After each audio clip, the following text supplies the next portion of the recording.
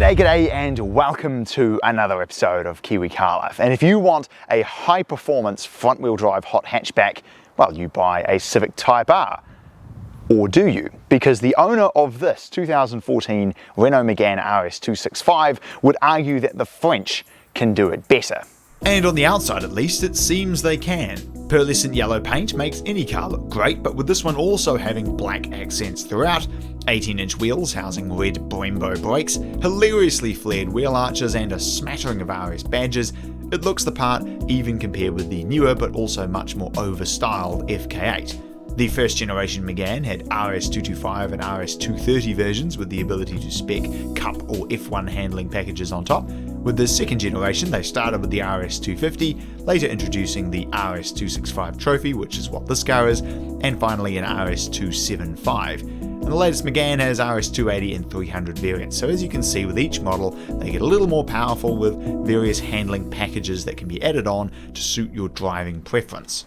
The engine is very French because even though the car is off and locked, something is still ticking non-stop under here and I can't get it to stop. But that aside, we will press on. It's a 2-litre turbocharged 4-cylinder engine. It makes 195 kilowatt, or around 260 horsepower, the exact same power as my 130i, and 360 newton meters of torque. The power is naturally going to the front wheels through a very close ratio 6-speed manual gearbox with the all-important limited slip differential. And as you'll see when we get this out on a drive, the ability that this car has to put down all 360 newton meters, even in greasy conditions like today, is really remarkable and makes for an astoundingly nimble and very fast car on a back road. The interior is also very French, which is to say, inconsistent. If we start with the good stuff, the seats are absolutely excellent. They look like fixed back buckets, which is to say excellent on track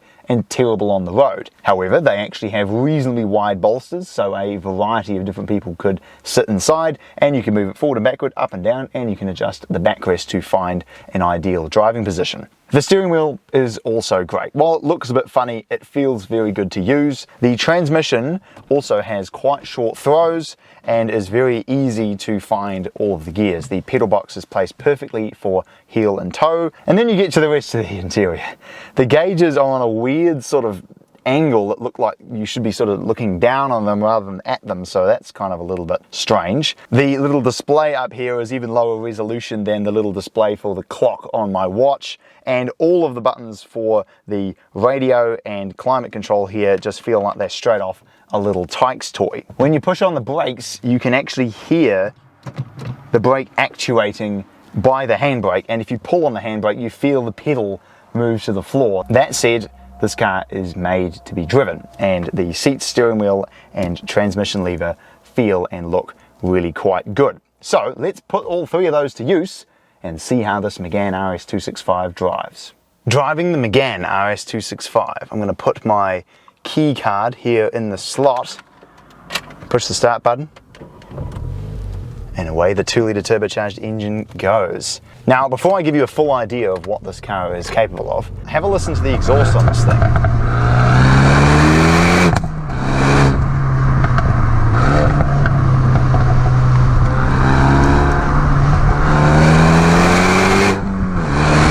That's something that, unfortunately, you just don't get from a Honda. It has a meaty, thunderous sound with the occasional pop and crack, where most Hondas either just sound kind of vacuum cleanery or, in the case of the old naturally aspirated ones, just really, really tinny.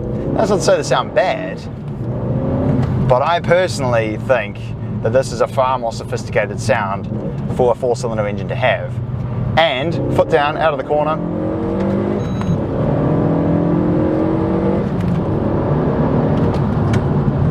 This thing is a rocket ship, but it's not scary in any way. You feel like you can go foot to the floor through the corner, use the limited slip diff, change down, turn it in, foot down.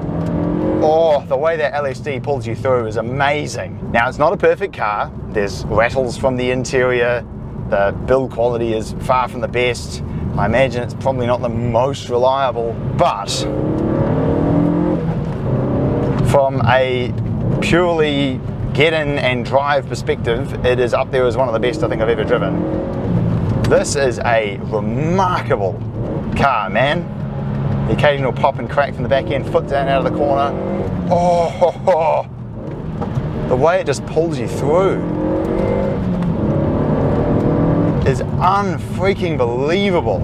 And then just when you think it can't get any better, you turn on RS mode down here, sharpens up the throttle response, gives you more pops and crackles from behind, and turns the power up.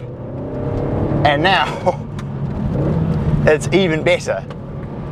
Genuinely unbelievable car to drive. It is just fast, fun, amazing handling.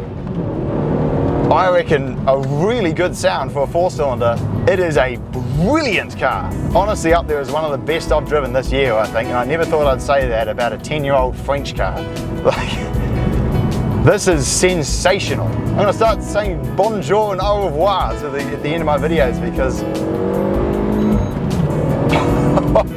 the French have done it right. For once in their life, they've done it right.